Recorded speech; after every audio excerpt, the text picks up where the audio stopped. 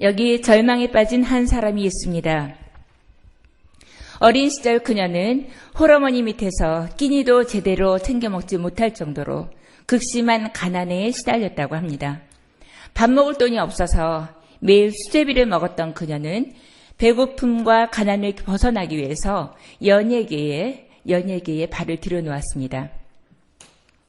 오로지 가난을 벗어던지기 위해서 시작한 연예계 생활에서 그녀는 참으로 다행스럽게도 눈부시게 화려한 스타로 등극할 수 있었습니다. 데뷔한 지 얼마 되지 않아서 그녀는 온 국민의 사랑을 한몸에 받는 최고의 국민 스타가 되었고, 깜찍한 외모와 발랄한 연기로 당대의 폭발적인 인기를 모았습니다. 돈만이 아니라 명성까지도 얻을 수 있었던 것입니다. 하지만 여자로서의 그녀의 삶은 불행했습니다. 결혼한 지 몇 년 못 되어서 이혼을 해야 했고, 지루한 법정 싸움, 과도한 언론 노출, 이런 것들로 인해서 그녀의 이미지는 한순간에 나락으로 떨어지고 말았습니다. 이혼 이후에 우울증에 시달리면서 그녀는 신경안정제를 복용해 왔는데 최근에 어려운 일을 당했고 결국 그 일을 감당하지 못한 채 목을 매서 자살하고 말았습니다. 지금까지 말씀드린 이 사람이 누구이겠습니까? 네, 여러분들도 이미 짐작하고 계신 대로 얼마 전에 세상을 떠난 연예인 고 최진실 씨입니다. 요즘 신문지상에는 이렇듯 자살한 유명 연예인들 기사가 심심치 않게 나오고 있습니다. 유치부 아이들한테 이런 사진을 보여줬더니 우리 유치부 아이들도 딱 알더라고요. 죽은 사람 이렇게 딱 얘기를 하더라고요. 그런데 연이어서 나오는 이런 기사들을 보면서 이 땅의 크리스찬들이라면 적잖이 당황했을 거라고 생각합니다. 저 역시도 그러한 기사를 보면서 당황했습니다. 왜냐하면 그들이 성도라는 이름을 가지고 있었기 때문입니다. 성도라면 신앙을 가진 사람들일 텐데, 성도라면 믿는 사람들일 텐데, 믿지 않는 사람들보다는 그래도 고난을 이기는 힘이 더 많이 있을 텐데 왜 그들이 자살을 택해야 했을까? 그들에게 신앙이란 어떤 의미였을까? 고민하지 않을 수 없었습니다. 그리고 더 나아가서 우리 한광 공동체 안에도 혹 그들과 같이 절망이라는 병을 앓으면서 날마다 하루하루 자살을 생각하며 살아가고 있는 지체는 혹시 없을까 염려가 되었습니다. 혹 그런 분이 혹 이 자리에 계시다거나 말씀을 듣고 계신다면 간절히 바라기는 절망이라는 사망의 세력 앞에서 우리는 말씀을 바로 알고 하나님을 바로 알아서 이 시간 하나님의 능력으로 하나님의 생명으로 무장되는 저와 여러분 되시기를 소원합니다. 먼저 말씀드린 것은 절망은 선택이라는 것입니다. 다시 말씀드립니다. 절망은 절망하기로 결정한 사람들의 선택입니다. 사람들은 위기에 처했을 때 종종 무력감을 호소하면서 절망감이 마치 산사태처럼 우리를 덮치노라고 말합니다. 다시 말해 어떤 불행한 일이 생겼을 때에 절망감을 불행한 일의 당연스러운 결과로 이해를 하는 것입니다. 그리하여서 우리를 덮쳐오는 그 무서운 절망감을 아무런 저항 없이 그대로 받아들인 채 그 절망감의 포로가 되어버리고 그리고 희생자가 되어버리고 마는 경우를 종종 보게 됩니다. 그러나 절망감은 결코 불가항력적인 기세로 우리를 덮쳐오는 우리가 어찌할 수 없는 기세로 우리를 덮쳐오는 그런 종류의 외부적인 요인이 아닙니다. 오히려 절망감은 전적으로 우리 자신이 내가 선택한 것입니다. 그 증거를 말씀드리겠습니다. 쿠시너 소령이라는 미국 군의관이 있었다고 합니다. 그 사람은 쿠시너 소령은 1967년에 월맹군의 포로가 되었었습니다. 그때 경험을 회고담으로 이렇게 책으로 만들어내었는데요. 그 쿠시너 소령이 그때 그 포로 생활할 때 만났던 그 여러 포로들 중에서 로버트 하사건이라는 사람이 있었답니다. 그런데 쿠시너 소령이 그 로버트 하사건을 처음 만났을 때의 그 하사건은 다른 사람에 비해서 유독 이렇게 생기에 차 있었다고 합니다. 눈이 빛나고 아주 활기차 있었고 몸무게는 이렇게 극도로 먹지 못해서 40kg 이하로 떨어져 있는데 이상하게 눈빛만은 빛나고 있었고 생기게 넘쳐 있었다고 합니다. 당시 월맹군들은 포로들을 마음대로 부리기 위해서 술을 썼다고 해요. 그래서 말 잘 듣는 미국인 병사 몇 사람을 이렇게 놓아주었다고 합니다. 그러면서 사람들에게 그리고 로버트 하사관에게도 이 다음 차례는 너라고, 이 다음에 6개월 정도 지나면 너를 풀어줄 거라고 이렇게 얘기를 했답니다. 로버트 하사관은 자기가 풀어날 거라는 소망을 가지고 희망을 가지고 6개월 후에는 내가 이 포로에서 벗어날 수 있다는 그 희망을 가지고 살았던 겁니다. 그런데 6개월이 지나도 포로에서 풀려나지는 않고 한 달을 더 기다려왔는데 월맹군 측들이 더 이렇게 냉담해주고 포로로 이렇게 풀어주기는 그냥 더 냉담해지면서 모르는 척하는 거였습니다. 이때 그제서야 다 틀렸구나. 그렇게 생각한 그 로버트 하사관은 심한 우울증에 빠져버리고 그리고 얼마 후에 그 쿠시너 소련관의 품에 안겨서 죽어버리고 말았다고 합니다. 이러한 예는 또 있습니다. 빅터 프랭클이라는 유명한 유대인 정신과 의사가 있습니다. 이 사람도 유대인이기 때문에 나치에 체포되어서 아우슈비츠 그 수용소에 갇힌 적이 있었습니다. 그 수용소는 중노동과 영양실조로 사람들이 죽어나갔습니다. 그리고 몸에 상처가 있거나 이제 죽을 것 같거나 아니면 노동력이 없다고 생각되는 노인이라거나 일을 못할 것 같다 생각되는 사람들은 아예 뽑아서 아예 그 가스실로 보내져서 아예 죽여버리고 말았습니다. 그리고 이가 득실득실 거려서 그로 인해서 발진 티푸스라는 병이 창궐을 해서 그것 때문에 또 많은 유대인들이 죽어갔다고 합니다. 그리고 또 그 와중에 자살한 사람이 또 많이 있었다고 합니다. 그런데 이런 와중에 어떤 외과 의사가 있었다고 해요.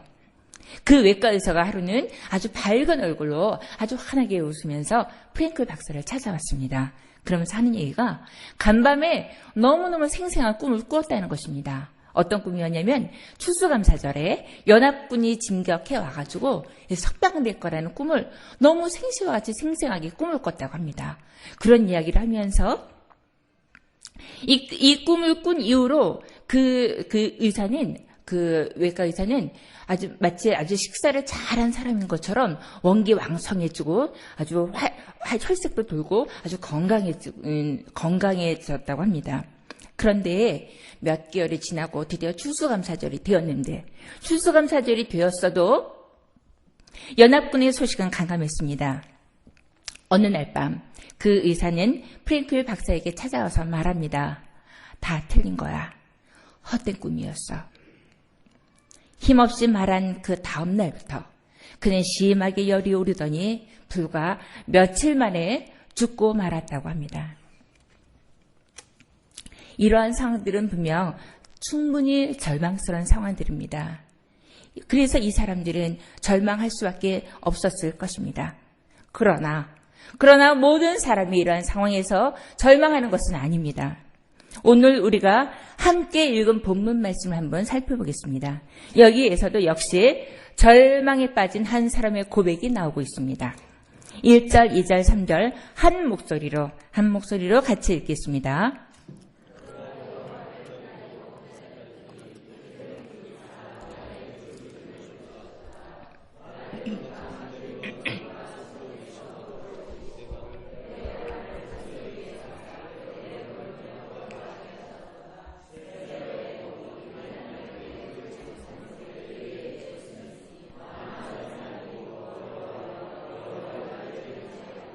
아멘.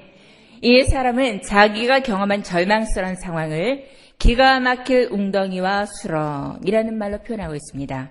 내가 기가 막힐 웅덩이와 수렁에 빠졌었다. 그때 기억하고 얘기하고 있습니다. 여기에서 웅덩이라는 말은 히브리 말로 보르라는 단어입니다. 보르라는 단어는 참 다양한 의미를 가지고 있어요. 보르는 여기서 말하는 웅덩이, 구덩이 그런 의미도 있지만 그러나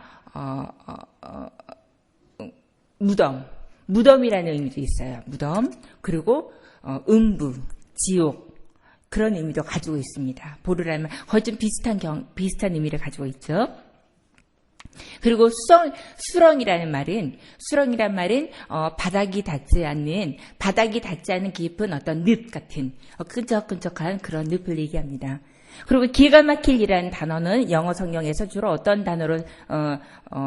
단어냐면은 질척거리는 미끈미끈한 진흙투성이의 어떤 그런 느낌 있죠? 막 지퍽지퍽하고 미끈미끈하고 막 진흙으로 가득 채워져 있는 그런 웅덩이, 그리고 늪과 같은 그런 깊은 수렁. 여기에서 기억해야 될 것은 여러분 이 시인이 표현하고 있는 이 말에서 여러분들이 여러분들이 잡아야 될 의미는 그냥 어떤 웅덩이에 툭 빠졌다. 그래서 깊이를 모르는 웅덩이에 빠져 있다. 그런 의미로 생각하지 마시고요. 늪을 먼저 생각하시기 바랍니다. 진흙구덩이. 늪 속에 빠져 들어가고 있는 그 절망감. 그걸 연상을 하셔야 돼요.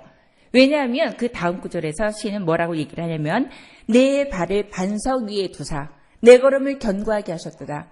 시인이 고백하고 있는 것은 이제는 내 발이 반석 위에 서 있다. 내가 이제 반석에 단단하게 발을 고정하고 있다. 그러나 그때에는 내 발을 디디고 서 있을 수 없었다. 그런 늪에 빠져 들어가는 그런 느낌이었다. 그런 경험이었다. 그걸 부각을 시키고 있는 겁니다. 여러분 늪에 빠지는 그 경험을 상상해 보실 수 있겠습니까? 발이 아무 곳에도 지지되지 않은 채 그저 빠져 들어가고 있을 때 아무 힘을 쓸 수가 없죠. 무기력함 자체, 도저히 손을 써볼 수 없는 그런 늪에 빠져 들어가고 있는 그 상황, 그 무력감을 시는 얘기하고 있습니다. 그렇기 때문에 그 다음에 그 수렁에서 끌어올리시고 내 발을 반석 위에 두셨다고 표현을 하고 있는 것입니다. 그 수렁에 기가 막힐 웅덩이와 수렁의 그 느낌을 감지를 하셔야 됩니다. 여러분, 이 웅덩이, 다시 말해 보르는 웅덩이도 될 수 있고 무덤도 될 수 있고 지옥도 될 수 있고 이러는 보르의 경험을 해보신 적이 있으십니까?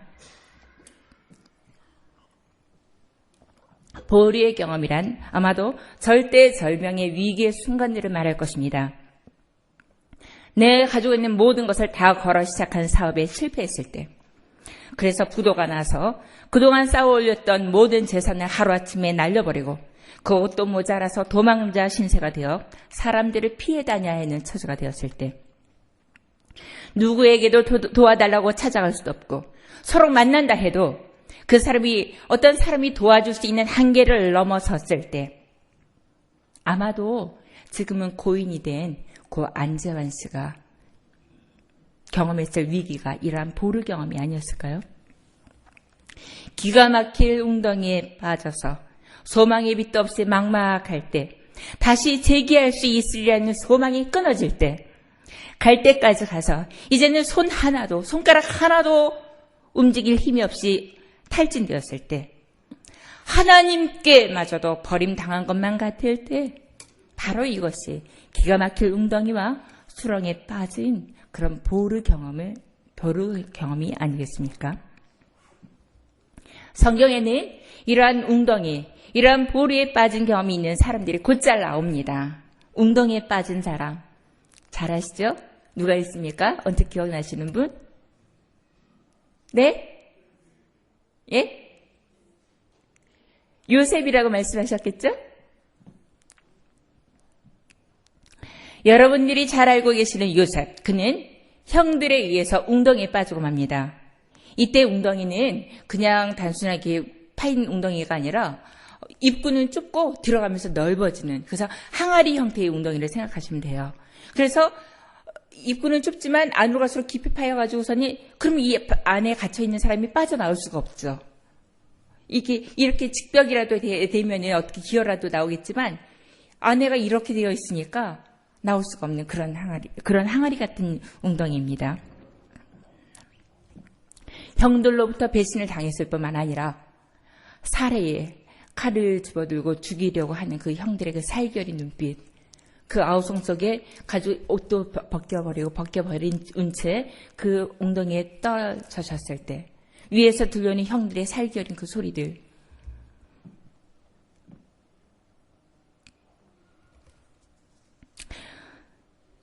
도저히 빠져나갈 구멍도 없고 방법도 없고 소망도 없고 도와줄 사람도 없는 이러한 상황에서 그가 경험했을 절망감은 과연 어떠했겠습니까?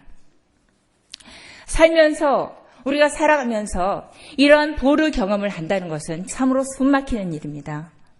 그런데 우리의 요셉은 이러한 보루 체험을, 이런 웅덩이 체험을 한 번이 아니라 2번 하게 됩니다. 이상한데요? 요셉이 웅덩이에 빠진 것은 한 번인데요. 보루 체험을 2번 했다니요? 제가 보루의 의미는 무덤도 되고 지옥도 되고 아까 말씀드리지 않은 게 있군요. 감옥이라는 의미도 있습니다. 그가 웅덩이에 빠지는 일은 한 번이었지만 그러나 그가 다시 감옥에 갇혔을 때 놀랍게도 성경은 요셉이 감옥에 갇혔을 때 그때에도 역시 보루라는 단어를 사용하고 있습니다. 요셉은 사람이 일생에 살면서 한 번 경험하기도 벅차고 힘든 그 보루 경험을, 그 깊은 절망의 경험을 2번이나 경험한 것입니다. 사람이 웅덩이에 빠지게 되면 어떻게 됩니까? 거기서 그가 할 일이라고는 무엇입니까? 아무것도 없습니다. 거기에서 그가 할 일이라고는 아무것도 없습니다. 그가 할 일이라고는 오로지 하늘을 바라보는 것, 빛이 들어오는 하늘을 바라보는 그것 외에 그가 할 수 있는 일이라고는 아무것도 없습니다.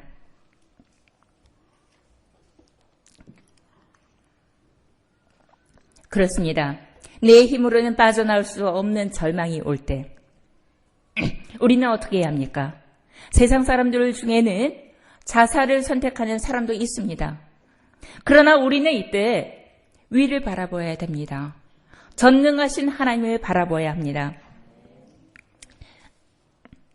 그 사람들의 눈에는 길이 보이지 않고 사람들의 눈에는 빠져나갈 길이 보이지 않게 마련입니다. 그러나 창조주 여호와 절대자의 눈에는 길이 보입니다. 그리고 없던 길도 하나님은 만들어내시는 분이십니다. 이것을 그 사람들은 놓치고 마는 것입니다. 오늘 우리가 함께 읽은 본문에서도 제가 말씀드렸듯이 절망은 선택이라고 말씀드렸습니다. 절망은 우리가 어찌할 수 없는, 피해갈 수 없는 그런 기세로 우리를 덮치는 것이 아니라 절망하기로 선택한 사람들이 절망을 하는 거예요. 하지만 절망하지 않기로 한 사람들은 절망하지 않습니다. 오늘 우리가 읽었던 본문에서도 시인은 이러한 기가 막힐 웅덩이와 수렁에서 어떻게 있다고 고백하고 있습니까? 1절을 읽어보십시오. 1절을 다 같이 읽어보겠습니다.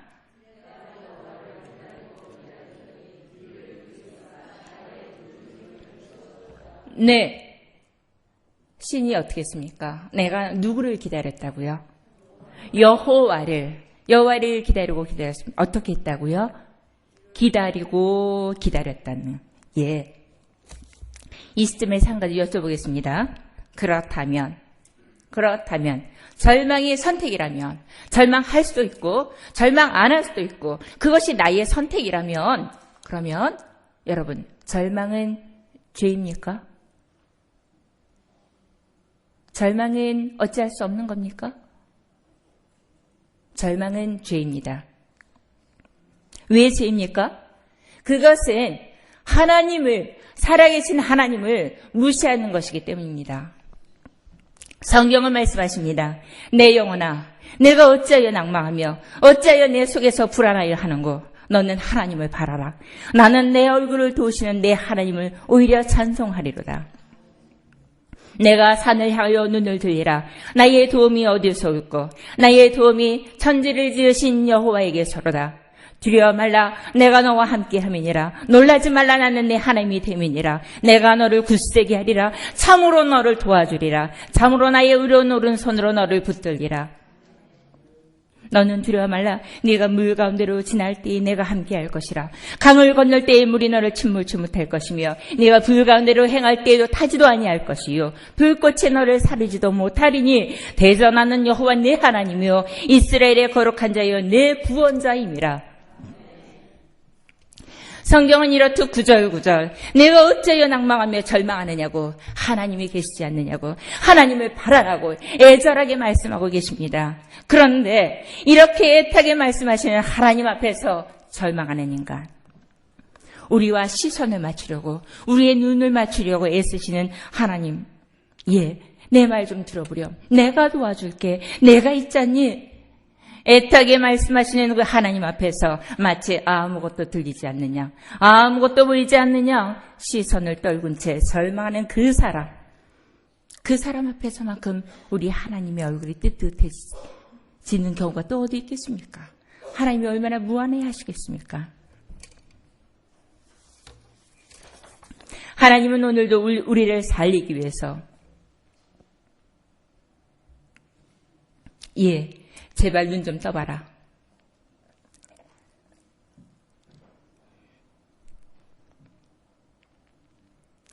제가 30살 때 그런 경험을 한 적이 있습니다. 일주일 동안 밥도 먹지 않고 세수도 하지 않은 채 이불을 뒤집어 쓰고 죽기를 다짐하면서 두 눈을 질끈 감고 이불 속에 틀어박혀 누운 채 죽기를 다짐했던 저였습니다. 그런 저를 향해서 하나님 말씀하십니다. 예, 제발 눈 좀 떠봐라. 나를 봐라. 내가 너를 살리마. 이렇게 말씀하고 계시는데 여러분은 혹 여기 앉아 절망을 노래하고 계시는 여러분 계시다면 그분은 여전히 두 눈을 질끈 감은 채 두 귀를 틀어막은 채 당신 안에 들려오는 그 소리, 당신을 괴롭히는 그 문제만을 바라보실 것입니까? 도대체 하나님의 마음은 이해하려 들지 않으시려는 것입니까? 절망이란 하나님이라는 존재를 아예 의식하지도 않거나 혹 하나님 계시지, 하나님의 존재를 의식한다 할지라도 내 문제를 맡기지 않는 것, 혹은 문제를 맡긴다 할지라도 이걸 하나님이 해내실 수 있을까? 하나님 믿지 않는 것, 그래서 생기는 것 아닙니까? 하나님이라는 존재를 무시하고 하나님의 무한한 사랑을 무시하고 하나님의 능력을 무시하는 것, 그에 이어서 내 문제에 하나님의 개입을 철저히 거부하는 것, 그것이 곧 절망 아니겠습니까? 절망하지 않아도 되는데 하나님을 무시하고 절망하는 것, 그렇기 때문에 절망은 죄입니다.